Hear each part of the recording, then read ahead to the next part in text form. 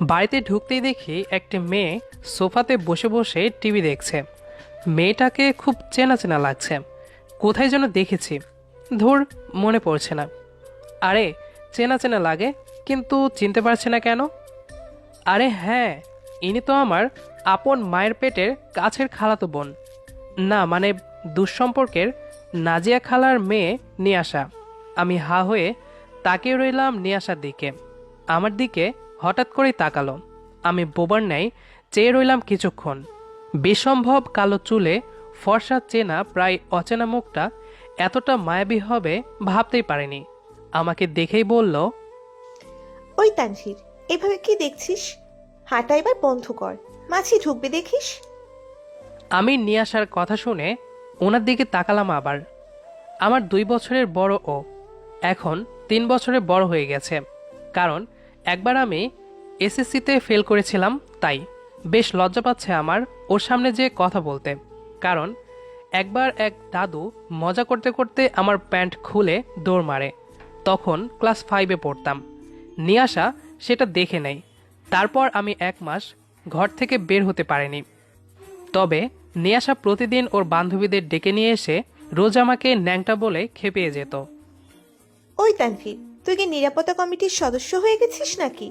সেই থেকে হাঁ হয়ে তাকিয়ে কি ভাবছিস? নিয়াশার কথা শুনে চোখ মেলে তাকালাম ওর দিকে ভালো করে।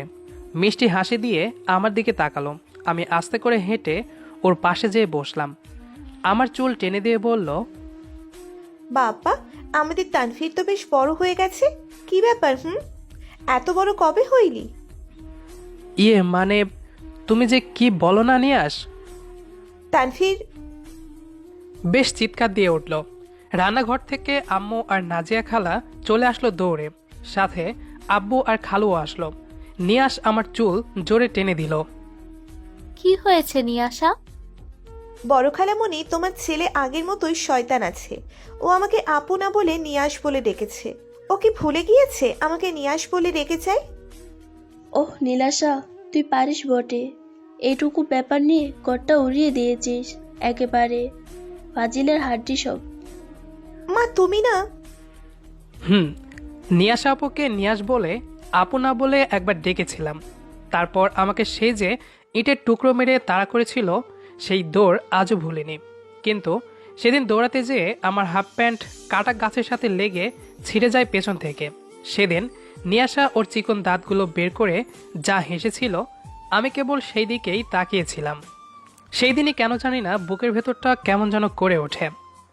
সেদিন কেন এমন হয়েছিল তা জানি না, কিন্তু আজকে দেখার পর সেদিনের মতোই বুকটা হঠাৎ কেঁপে উঠেছে আমার।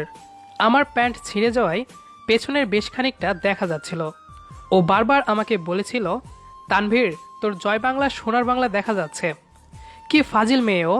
সেদিন কাঁদতে কাঁদতে ওদের বাড়িতে 4 ঘন্টা ছিলাম খালার কাছে বিচার নিয়ে। সবাই আমার বিচার করছিল আর নিয়াশা মুখ টিপে হাসছিল, আর আমি কান্নার ছলে তাকে দেখার দুর্ভেদ্য কাজে ব্যস্ত ছিলাম। সেদিন বাড়িতে আমাকে আম্মু জোর করেই নিয়ে আসছিল ওদের বাড়ি থেকে। তানভীর, তানভীর, তানভীর। আমি আবারও নিয়াশার দিকে তাকালাম। সে আমার দিকে তাকালো। ওর চোখের দিকে তাকিয়ে দেখি রাগের স্রোত। কিন্তু আমি মনে মনে বলে উঠি, প্রহর শেষে আলোয় রাঙ্গা সেদিন চৈত্র মাস, তোমার চোখে দেখেছি আমার সর্বনাশ। তুই কিন্তু আমাকে নিয়াস বলেছিস। তোকে না মানা করেছি তুই আমাকে নিয়াস বলবি না, আমাকে আপু ডাকবি। তোর বড় তো আমি নাকি? ঠিক আছে আপু, তোমাকে নিয়াশা আপু বলবো। গুড। প্যান্ট ছেঁড়া ভালো ছেলে। কথাটা বলেই নিয়াশা হাসতে লাগলো। আমি আবারও ওর হাসির দিকে তাকালাম। আমিও যে ওর হাসিতে হেসে দিলাম। নিয়াশা আমার দিকে তাকিয়ে মুখ নাড়িয়ে জানতে চাইলো আমি হাসছি কেন। আমি কিছুই না বলে ওর দিকে তাকিয়ে চলে আসলাম রুমে। রুমে এসেই ঘরের দরজা দিয়ে নাচতে লাগলাম। আমি কল্পনা করছি নিয়াশাকে নিয়ে দুজনে কোনো নির্জন দ্বীপে চলে গিয়েছি। সেখানে কেবল আছে লাল নীল সাদা হলুদ গোলাপি কাঠগোলাপের ফুলের বাগান। সেই বাগানে ও দৌড়াচ্ছে, আমি ওকে ধরার জন্য স্লো মোশনে দৌড়াচ্ছি।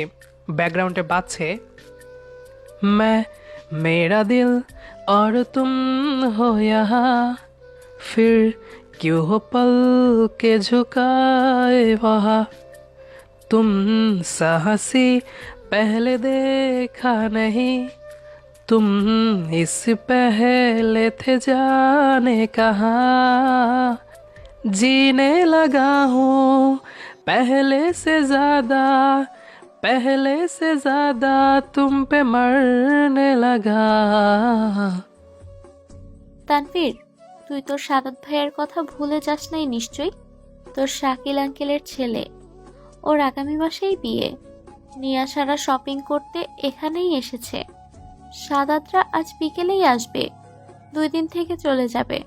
তুইও চলে যাবি ওদের সাথে গ্রামে। বিয়েতে কত কাজে হেল্প করবি। আমি, তোর আব্বু, তোর খালা আর খালু তার পরের দিন আসবো। দুপুরে সবাই খেতে বসেছি। আম্মু আমাকে কথাগুলো বলল। ওহ, তার মানে নিয়াশা আসছে বিয়ের কেনাকাটা করতে। কি শয়তান, আমার কথা ভাবেই না। ভাবলাম আমার কথা মনে পড়ছে বলে এসেছে। এতদিন কেন আসেনি? অবশ্য না আসার পেছনে বড় কারণও একটা আছে, আর সেটা হলো ক্লাস 5 শেষ হওয়ার সময়ের দিকে একদিন স্কুল থেকে বাড়িতে এসেই শুনতে পাই নিয়াশা আমাদের বাড়িতে এসে কান্না করছে।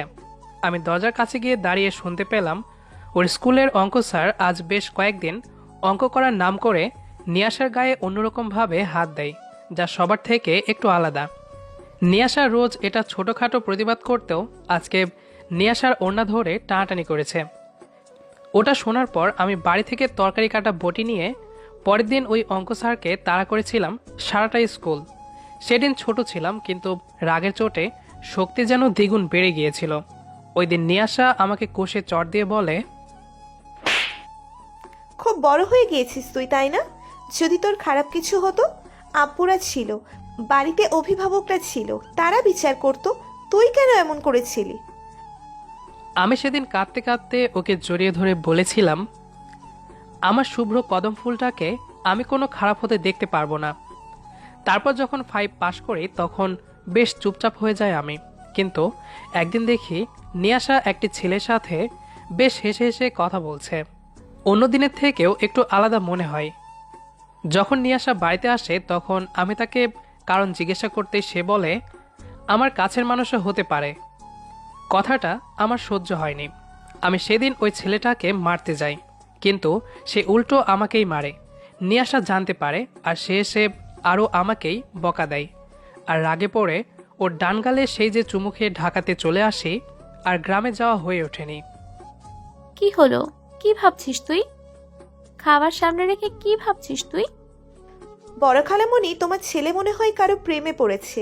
সেই সকাল থেকেই দেখছি বেশ ভাবুক প্রকৃতির হয়ে গেছে। প্রেমে পড়লে এমন হয়। চুপ করো তো, কি যে বলো তুমি। সবাই হাসছে হো হো করে। আমি আবারও নিয়াশার হাসির দিকে তাকালাম। চিকন দাঁতের সেই হাসির ঝলকানিতে আমার কান যেন নীরবতার চার দেওয়ালের হাসির শোষ শব্দই শুনে চলেছে, আর আমার চোখ দেখে চলেছে ঠোঁটের কোণে ছোট্ট তিলের অসামান্য সৌন্দর্যের বিখ্যাত চাঁদ। বিকেলে সাদাত ভাইয়া আর ওর কয়েকজন বন্ধুরা আসলো। সবাই গ্রামে থাকে, কিন্তু সাদাত ভাইয়ের সাথে যারা আসছে তাদের মধ্যে শিহাব ভাইয়া হলো সেই ছেলে যাকে মারতে গিয়েছিলাম আর পরে নিজেই মার খেয়ে বাড়িতে আসি। কিন্তু ও এখানে কি করছে? আর ওরা আসতেই শিহাবের আশেপাশে নিয়াশা বেশ আটকে আছে। ওফ, আমার সারা শরীর রাগে যেন কেমন করতে লাগলো। গায়ের লোমগুলো দাঁড়িয়ে গেছে। মনে চাচ্ছে এখনই ফোন নিয়ে শিহাব বাড়ে গুলি করে মারি। আর নিয়াশাটাও হয়েছে একটা ঢংমার্কা মেয়ে। কই, আমার সাথে তো এমন ঘনিষ্ঠ হয়ে কথা বলছে না। ভাবলাম বিকেলে একটু ঘুরবো ওকে নিয়ে, জানাবো আমার মনের কথাগুলো, কিন্তু কোথা থেকে কী যে হলো। বিকেলে ওরা সবাই শপিংয়ে গেছে। আমার একদমই যেতে ইচ্ছে করছে না। গেলে দেখব শিহাব আর নিয়াশা একসাথে বসে আছে। ধুর, ভালো লাগে না। মনের ব্যাকগ্রাউন্ডে আরমান আলিফের গান ছাড়া কিছুই বাজছে না। তুই যাবি না শপিং এ? না। কেন? এমনি। মার খাবি কিন্তু তানভীর। বাচ্চাদের মতো কেমন করে বসে আছিস? যা এখনই। ধুর, আম্মুর বকনির ঠেলায় শপিংয়ে আসতে হলো। আমি, সাদাত ভাই, নিয়াশা, নীলি, আমার বোন, শিহাব ভাইয়া আরও অনেকে। দেখলাম নিয়াশা কোনো কাপড় পছন্দ করছে না। আমি গেলাম। কি কিনবে? এই দেখ না, কোনো কালারই তো পছন্দ হয় না, কেউ কোনো পছন্দই করে দিতে পারছে না। ও এই ব্যাপার, তা কি নিবা? শাড়ি, বিয়েতে লোক কি পরে গাধা। আচ্ছা। বেশ খানিকক্ষণ শাড়ি দেখার পর হঠাৎ একটা ক্রিম কালারের শাড়ির দিকে চোখ আটকে যায় আমার। বাসন্তী রঙের পাড়ে শাড়িটা বেশ দারুণ লাগছে, কিন্তু ওর পছন্দ হবে কি না কে জানে। নিয়াশা আপু, ওটা দেখতে পারো, ওই যে ওখানে। শাড়িটা দেখার পরেই নিয়াশা অবাক হয়ে কিছুক্ষণ তাকিয়ে রইল। তারপর হাসতে হাসতে বলল, বাহ তানভীর, তোর চয়েস তো দেখি অনেক সুন্দর। তোর বউ তো লাকি রে। তুমি লাকিই তো হবে, কারণ তোমাকে ছাড়া কোনো মেয়েকে যে আমার এখন অবধি ভালো লাগে না। কিছু বললি তুই? হুম, বললাম, যাও পড়ে আসো দেখি।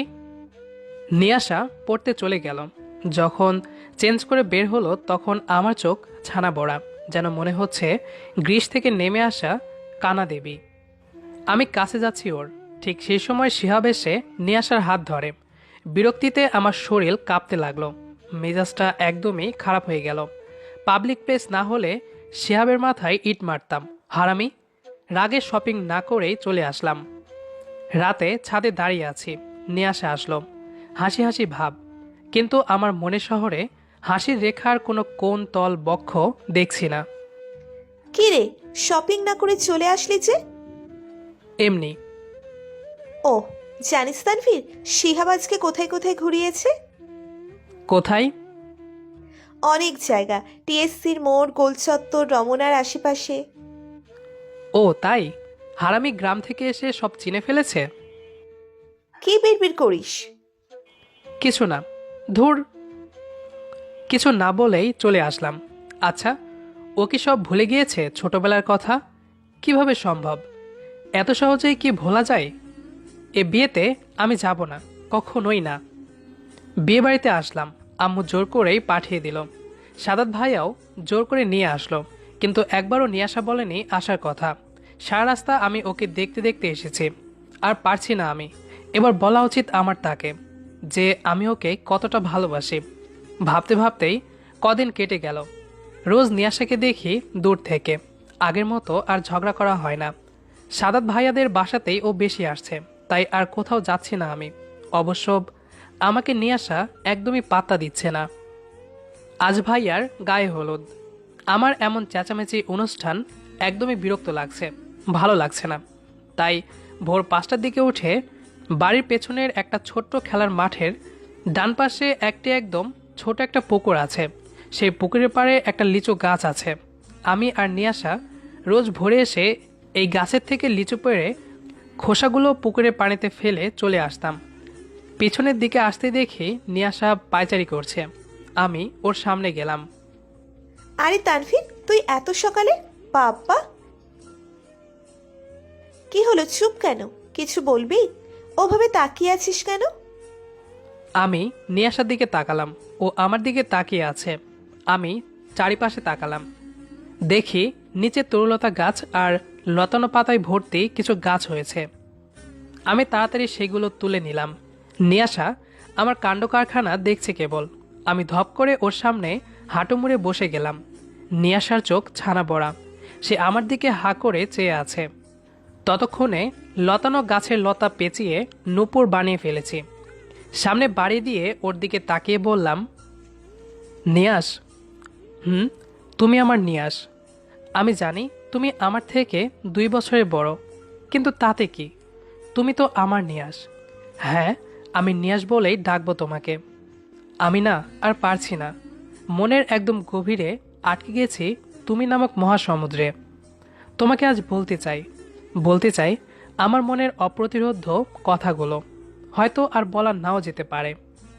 জানো, খুব মেঘ করে বৃষ্টি নামার আগে রাতের আকাশ যখন অফুরন্ত উল্লাসে নিজেকে লালচে রঙের সাজায়, তখন মাঝে মাঝে আমার মনে অদ্ভুত একটি ইচ্ছা জেগে ওঠে।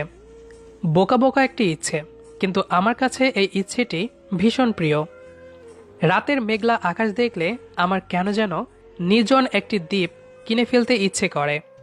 ইচ্ছে মতো সবুজ আর নীলচে রং করা সেই দ্বীপটিতে শুধু আমার একলা রাজত্ব হবে তোমাকে নিয়ে। আমার অনেক দিনের ইচ্ছে, মাঝরাতের আকাশ ভেঙে সেখানে যখন ঝুম বৃষ্টি নামবে, সেই বৃষ্টিতে আমি তখন দুরন্ত নদীর মতো উল্লাসে মেতে উঠব। সেই বৃষ্টির আনন্দ থেকে বঞ্চিত করার জন্যে কোনো শাসনের জাল আমাকে বাঁধতে আসবে না। আমার একলা দ্বীপে কেবল আমার মুগ্ধতায় মাখা বৃষ্টিবিলাস হবে শুধু তোমাকে নিয়ে। আর আমার সামনে থাকা ছোট্ট সমুদ্রতে অবিরাম দুলতে থাকবে রঙিন কোনো পানছি। হতে পারে সেটি অনেক দূরের কোনো দ্বীপাঞ্চল থেকে ভেসে এসেছে, হতে পারে সেটি কোনো খেয়ালি রাজকন্যার বিলাসী ভ্রমণ সঙ্গী। হয়তো সেই পানসিতে উদাস নয়নে বসে থাকবে সেই ভীষণ বৃষ্টিমুগ্ধ রাজকুমারী। আর উন্মত্ত বৃষ্টিতে দাঁড়িয়ে থেকে আমি দেখব সেই রাজকুমারীর চুলের সাথে বাতাসে যুদ্ধ, বৃষ্টির ছিটেতে ঝাপসা হয়ে যাওয়া তার মাদকতা মিশ্রিত দেহটি। সেই রাজকুমারী কেবল তুমি, হ্যাঁ কেবল তুমি হবে কি আমার অজানা দ্বীপের এই বিলাসহীন রাজার রাজকুমারী। ভালোবাসবে আমাকে, তোমাকে যে বড্ড ভালোবাসি। কথাগুলো শেষ করলাম ওর চোখের দিকে তাকিয়েই। এর মধ্যে একবারে চোখের পলক ফেলিনি আমি। কেন জানি না বারবার মনে হচ্ছিল যদি চোখের পলক ফেলি তবে সে হারিয়ে যাবে। তাই চোখ দিয়ে এখন পানি পড়ছে। ও বলল, উঠে দাঁড়া। আমি উঠে দাঁড়ালাম। তখনই আমার গালে কষে একটা চড় মারল। আমার হাত থেকে ঘাসের নূপুর পড়ে গেল। তারপর গড়গড় করে বলল, সেই ভুলটা তুই আবার করলি? ভেবেছিলাম ছোটবেলার সেই ঘটনা তুই ভুলে গিয়েছিস, কিন্তু না। তুই আমার ছোট হয়ে কিভাবে ভাবতে পারলি তোকে আমি ভালোবাসবো? তোকে নিয়ে আমি কোনো দিনও এভাবে ভাবিনি। আর আমি ভাবতেই পারছি না যে তুই এমন করতে পারবি। আমার সামনে থেকে যা, তুই আসবি না আর। আমি তোকে দেখতে চাই না। কথাগুলো বলেই ও চলে গেল। আমি ওর চলে যাওয়ার দিকে তাকালাম, একবারও পেছনে তাকালো না। শেষ আশা ভেবেছিলাম হয়তো ও দৌড়ে এসে জড়িয়ে ধরে বলবে ভালোবাসি, কিন্তু না, এটা হয়নি। আমি হেঁটে লিচু গাছের গোড়াতে যেয়ে বসলাম। এখন মনে হচ্ছে কেন জীবনটা এত বিষাদময়। আজ সাদাত ভাইয়ের বিয়ে, গায়ে হলুদ শেষ। গায়ে হলুদের দিন আমি রুম থেকে আর বের হইনি। সারাদিন মন খারাপ করে রুমে শুয়েছিলাম। আজও রুমে শুয়ে আছি। আম্মু আসলো। কি হয়েছে তোর? তোর নাকি মন খারাপ? কে বলেছে তোমাকে? নিয়াশা বলেছে তোর নাকি খুব মন খারাপ। আসলে বিয়ের এত ঝামেলা, তোর খবরই নিতে পারছি না বাবা। কি হয়েছে আমাকে বল। কিছু না আম্মু, এমনিতেই ঢাকাতে ছিলাম তো অনেক বছর, এখানে এসে কেমন যেন লাগছে। আচ্ছা গুছিয়ে নে, বরযাত্রী যেতে হবে। যাব না আম্মু। গেলে মন ভালো হবে দেখিস, চল। সবাই সাদাত ভাইয়ের বিয়েতে যাচ্ছি। গাড়ির সামনে দাঁড়িয়ে আছি, সবাই আসছে। দূর থেকে দেখি নিয়াশা আসছে আমার পছন্দ করে দেওয়া শাড়ি পরে। কয়েকদিন পর তাকে দেখছি। বুকের ভেতরটা আমার কাঁপুনি দিয়ে উঠল। ভাবলাম নিয়াশা আমাকে তাহলে পছন্দ করতে শুরু করেছে। তা না হলে আম্মুকে কেন বলবে আমার মন খারাপ, আর কেনই বা আমার পছন্দের শাড়ি পরবে। তখনই দেখি তার পেছনেই শিহাব আসছে। আর ওর কাছে আসতেই দুজনে হাসিতে মত্ত হয়ে গেল। রাগে সারা শরীর জ্বলতে লাগলো। আমি ওর দিকে আর তাকালাম না। গাড়িতে উঠে বসলাম ড্রাইভারের সাথে। আর নিয়াশা উঠল আমাদেরই গাড়িতে। ধুর, ভালো লাগে না। গাড়ি চলছে। আমি ব্যাক গ্লাসে হঠাৎ চোখ দিলাম। দেখি নিয়াশা আমার দিকেই তাকিয়ে আছে। আমি পেছনে ঘুরতেই দেখি শিহাব আমার পেছনে, নিয়াশা ওর দিকে তাকাচ্ছে, আমার দিকে না। কন্যাদের বাড়িতে আসলাম। চারিদিক ঘুরে ঘুরে দেখছি। বেশ শান্ত একটা জায়গায় এসে দাঁড়ালাম। দক্ষিণ থেকে ঠান্ডা বাতাস গায়ে এসে লাগছে। চোখ বন্ধ করে বাতাস উপভোগ করছি। এই যে মিস্টার, এভাবে হা খেলে কিন্তু পরে বিয়ের ভোজ খেতে পারবেন না। চমকে উঠি। পেছনে তাকিয়ে দেখি আমার থেকে কয়েক আঙ্গুল ছোট হবে একটি মেয়ে দাঁড়িয়ে আছে। জলপাই রঙের শাড়ি পরে চুলগুলো সামনে পেছনে করে হেসে হেসে কথা বলছে। হঠাৎ আমার সামনে তুড়ি বাজিয়ে বলল, কি মিস্টার, এভাবে হাবার মতো কি দেখছেন? ইয়ে না, মানে আসলে। আমি মিতু, পাত্রীর কাজিন। ওহ, আমি তানভীর, বরের কাজিন।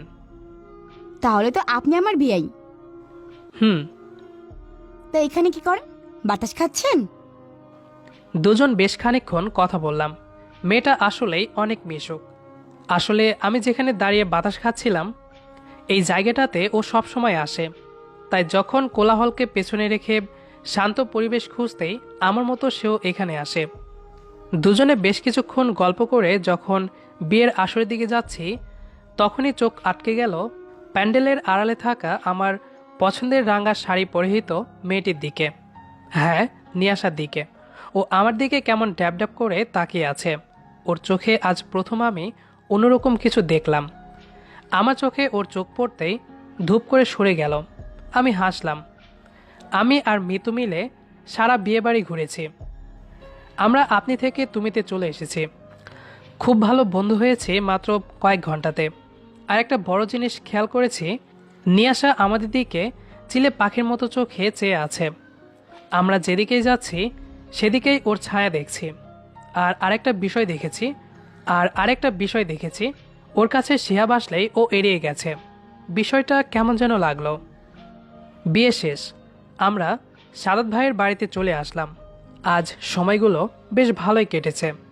মিতু নামের মেয়েটা আসলে খারাপ না, অনেক ভালো। এভাবেই কেটে গেল আরও 2 দিন। কাল আমি চলে যাব। এই 2 দিনে আমি একবারও খুব দরকার ছাড়া রুম থেকে বের হইনি। আমি নিয়ে আসার সামনেও যাইনি। কিন্তু প্রতিদিন দেখতাম আমার ঘুম ভাঙার পর টেবিলে চায়ের কাপ রাখা। ভাবতাম আম্মু রাখতো, কিন্তু আম্মুও এটা করেনি। একদিন বেশ ভোরে ঘুম ভেঙে চোখ দুটো আধখোলা করে শুয়ে আছি। তখনই দেখি কেউ একজন চায়ের কাপ নিয়ে রুমে ঢুকছে। ভালো করে দেখি এটা আর কেউ না, নিয়াশা। আমার দিকে তাকালো। আমি চোখ বুজে নিলাম। সে তখন আমার গায়ে কাঁথা ঠিক করে দিয়ে চলে গেল। আমি হাবার মতোই ভাবতে থাকি, কি হলো এটা? লিচু গাছের নিচে বসে আছি। আজ বউ ভাত। আমি কাল চলে যাব, আর কোনো দিন আসবো না এখানে। লিচু গাছের শিকড়ে বসে পা ঝুলিয়ে বসে আছি আমি। পুকুরের পানি অনেকটা শুকিয়ে গেছে। সন্ধ্যা হয়ে গেছে অনেক আগে। ভাইয়ারা রাতেই বৌভাতের অনুষ্ঠানের আয়োজন করেছে, যার জন্য আমাকে আজ থাকতে হলো। না হলে আজকে চলে যেতাম বিকেলে। বিকেলে মিতু এসেছিল, ওর সাথে ঘুরেছি কিছুক্ষণ। কিন্তু লক্ষ্য করেছি নিয়াশা আমাদের দিকে আলাদা রকম দৃষ্টিতে তাকিয়েছিল। এখানে বসে কি মশা মারা হচ্ছে? আমি চমকে যাই, কিন্তু কণ্ঠটা বেশ পরিচিত। পিছনে ঘুরে তাকাতেই দেখি নিয়াশা দাঁড়িয়ে আছে। আমি বসা থেকে উঠে চলে আসতে যাব, তখনই ও আমার হাত ধরে। আমি ওর দিকে না তাকিয়ে মাথাটা নিচু করি। সে আমার হাত ছেড়ে দিয়ে গাছের শিকড়টাতে যেয়ে বসে। আমি দাঁড়িয়ে রইলাম। কাল চলে যাবা? যদি আমি রেখে দিই আমার কাছে, তাহলে কি থাকবে? আমি ঘুরে তাকালাম, খেয়াল করলাম এই প্রথম নিয়াশা আমাকে তুমি করে বলছে। আমি যেয়ে ওর পাশে বসলাম। পুকুরের পানির দিকে তাকালাম। সন্ধ্যার আকাশে চাঁদ উঠেছে। গাছের ফাঁক দিয়ে চাঁদের আলো পানিতে এসে পড়ছে। হালকা বাতাস যখন ব্যস্তহীন পানিকে মাঝে মাঝে নাড়িয়ে দিচ্ছে, তখন চাঁদের আলোর সাদা রোশনিও নড়ে উঠছে। আমি সেদিকে তাকিয়ে রইলাম। নিয়াশা বলল, যেদিন তুমি অঙ্ক স্যারকে মারতে গিয়েছিলে সেই দিনই বুঝেছিলাম তুমি আমাকে ভালোবাসো, কিন্তু পরক্ষণেই হাসি পেত। তোমার এই ছোট মনে ভালোবাসা কি, সেটা কি তুমি বুঝতে শিখেছো? তুমি তখন 5-এ পড়তে আর আমি 7-এ। ভালোবাসা বোঝাটা আমাদের জন্য একদম কঠিন একটা বিষয়। আর বিষয়টাকে কতটা তুমি মন থেকে ভাবো সেই সব দেখার জন্যই শিহাবের সাথে আমি এই অবধি প্ল্যান করে এসেছি তোমাকে চেনার জন্য। বিয়ের দিন এক গাড়িতে আমি পিছনে বসে কেবল তোমাকেই দেখেছিলাম সারা রাস্তা, কিন্তু তুমি তো ফিরেও তাকাওনি। প্রথম যেদিন তুমি আমার গালে চুমু দিয়ে পালিয়ে চলে গিয়েছিলে, সেদিন বাইরে রাগ দেখালেও ভেতরে ঠিকই তোমার প্রতি টান ছিল। ইচ্ছে করেই ঢাকাতে তোমাকে দেখতে যাইনি। তুমিও তো আসতে পারতে, আসোনি। সেদিন শপিংয়ে আমার অনেকগুলোই কাপড় পছন্দ হয়েছিল, কিন্তু আমি চাইছিলাম তুমি একটা পছন্দ করে দাও, আর করলেও তাই। আমি তোমার পছন্দের শাড়িটাই পরে বের হলাম। তারপর শিহাবের সাথে লুকিয়ে তোমাকে দেখতে থাকি। তুমি ঠিকই রাগ করে চলে আসলে বাড়িতে। যখন তোমাকে বলেছিলাম মিথ্যে ঘোরাঘুরির কথা, তখন তুমি রেগে গিয়েছিলে। আমি মুখ টিপে হেসেছিলাম। যখন তুমি আমাকে প্রপোজ করলে আমি ইচ্ছে করেই তোমাকে চর দিয়েছিলাম। দেখতে চেয়েছিলাম আমার প্রতি তোমার ভালোবাসা কতখানি সত্য, কতখানি গভীর। আমি খুবই দুঃখিত চর মারার জন্য, তোমাকে কষ্ট দেওয়ার জন্য। কিন্তু তুমি কেন কষ্ট দিচ্ছ আমাকে? কেন তুমি মিতুর সাথে ঘুরছো? ওকে আমার একদমই সহ্য হচ্ছে না। বুঝেছি আমি, শিহাবের সাথে আমাকে দেখলে তোমার কেমন হতো, আজ আমারও সেটাই হচ্ছে তোমাকে কারোর সাথে দেখলে। সেদিন বলেছিলে না ভালোবাসি কিনা আমি, আজ বলছি ভালোবাসি তোমাকে। তোমাকে কষ্ট দেওয়ার জন্য সরি, প্লিজ আমাকে মাফ করে দাও। আমি তোমাকে কারোর সাথে শেয়ার করতে পারবো না। তোমার সেই ছেঁড়া হাফ প্যান্টটা আজও আমার কাছে আছে, যত্ন করে রেখে দিয়েছি। নিয়াশার দিকে বেশ খানিকক্ষণ পর তাকালাম, দেখি ও সম্পাদিত চাঁদের আলোর দিকে তাকিয়ে কেঁদেই চলেছে। আমিও কখন কেঁদে ফেলেছি জানি না, কি করব ঠিক বুঝতে পারছি না, কি বলবো মাথায় আসছে না। আমি নিয়াশার দিকে তাকালাম, ও এবার আমার দিকে তাকালো। আমি নির্বাক ওর দিকে তাকিয়ে আছি। তখনই সে তার হালকা গোলাপি ঠোঁট আমার মোটা ঠোঁটের সংবহনে আটকে রেখে দিল কয়েক সেকেন্ড। তারপর মাথা নিচু করে বসে রইল ও। আমার সারা শরীরটা ওর ছোঁয়াতে কেঁপে উঠল। আমি মুচকি হাসলাম, ডান হাত দিয়ে তাকে জড়িয়ে নিলাম আমি। সে আমার কাঁধে মাথা রেখে কাঁদতে লাগলো। ওর চোখের পানি আমার সাদা শার্ট ভিজিয়ে চলেছে। আমি আরও শক্ত করে জড়িয়ে নিলাম তাকে। ঠিক সেই সময় শুনতে পেলাম খট করে একটা শব্দ। আমি ঘুরে পেছনে তাকাতেই দেখি মিতুর হাতে থাকা লাল গোলাপের বড় তোড়া মাটিতে ছুঁড়ে মারছে। তারপর দৌড়ে চলে গেল বাড়ির দিকে। আমি হাসলাম। নিয়াশা তখনও আমাকে জড়িয়ে ধরে বসে আছে। আচ্ছা, মিতু কি আমাকে ভালোবাসে কি জানি। আমাদের আজকের গল্পটি আপনার কাছে কেমন লেগেছে সেটি অবশ্যই কমেন্ট করে জানাবেন। দেখা হবে আবারও নতুন কোনো গল্প নিয়ে। সেই পর্যন্ত আমাদের সাথেই থাকুন। আর হ্যাঁ, ভিডিওটি যদি ভালো লেগে থাকে তাহলে অবশ্যই বন্ধুদের সাথে শেয়ার করবেন। ধন্যবাদ সবাইকে।